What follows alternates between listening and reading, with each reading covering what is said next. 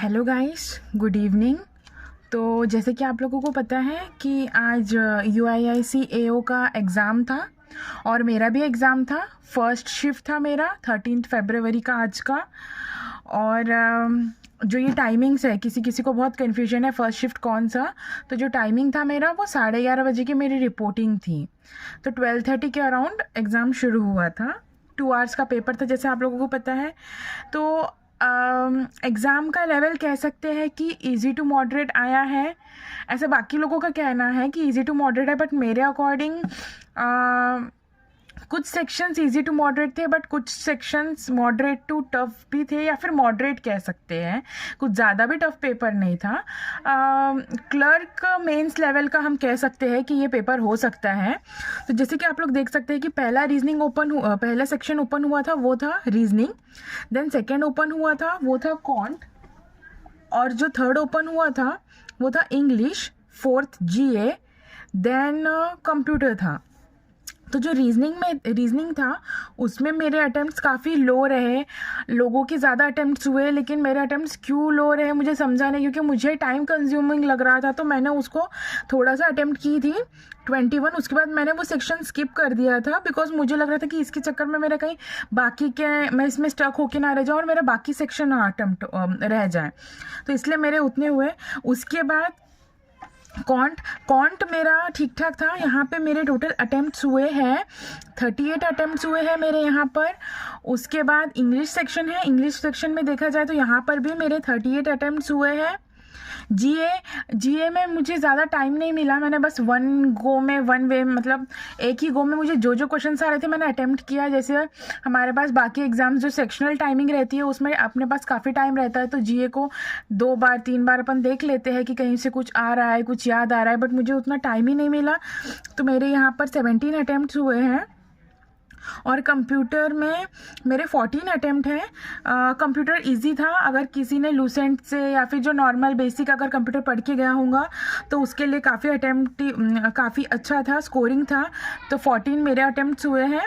जीए में जितने मैंने 17 करी हूँ, मुझे तो लगता है कि इसमें से मुश्किल से 1 या 2 ही रॉन्ग होंगे, क्योंकि जिसमें मैं श्योर थी वही अटेम्प्ट कर पाई। मैं सोची थी कि मैं गेस वर्क करूँगी, बट मुझे उतना टाइम ही नहीं मिला कि मैं गेस वर्क कर सकूँ। इंग्लिश में भी मेरी एक्यूरेसी अच्छी है, क्योंकि क्वेश्चंस काफ़ी डुएबल थे। इंग्लिश में एक सीक्वेंस वाला आया था जिसका सीक्वेंस था CDFABE।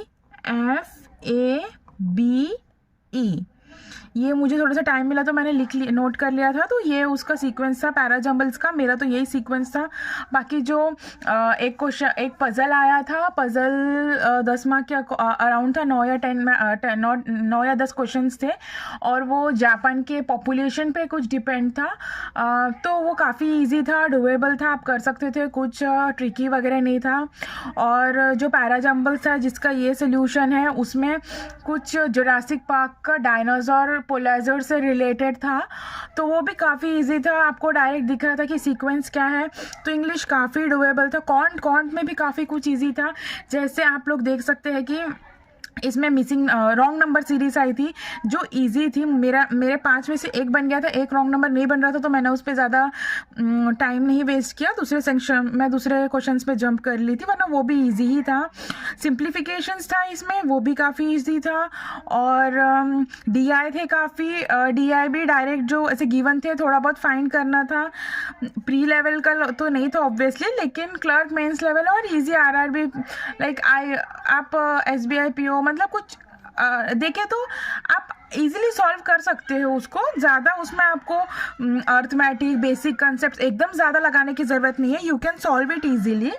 देन उसके बाद आप लोग देख सकते हैं कि रीजनिंग में भी काफ़ी लोगों ने अच्छा अटेम्प्ट किया है। मेरा नहीं हुआ है, वरना ओवरऑल बाकी लोगों ने तो अच्छा ही किया है। 30 प्लस तो सभी के ही गए हैं। तो यहाँ मुझे थोड़ा सा बुरा लग रहा है कि यार मैंने भी थोड़ा सा रीजनिंग को टाइम दे करके अटेम्प्ट करने की कोशिश करना था। पजल्स थे, मैं कर सकती थी, बट इट्स ओके। अब देखते हैं कितना है, इसका क्या आएगा। मेरा तो ओवरऑल अटेम्प्ट्स जो है वो 128 हुआ है 200 में से। बाकी लोगों का 150 प्लस है, मैंने देखा है। कुछ लोगों का इस भी रेंज में है।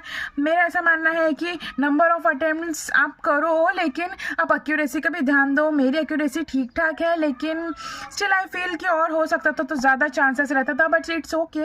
आप लोग अगर अभी आपका जिसका भी पेपर है, आप लोग फोकस करिएगा कि आप सेक्शन में जो टाइमिंग है वो बराबर दे सके, सॉल्व अच्छे से कर सके और पैनिक ना होए।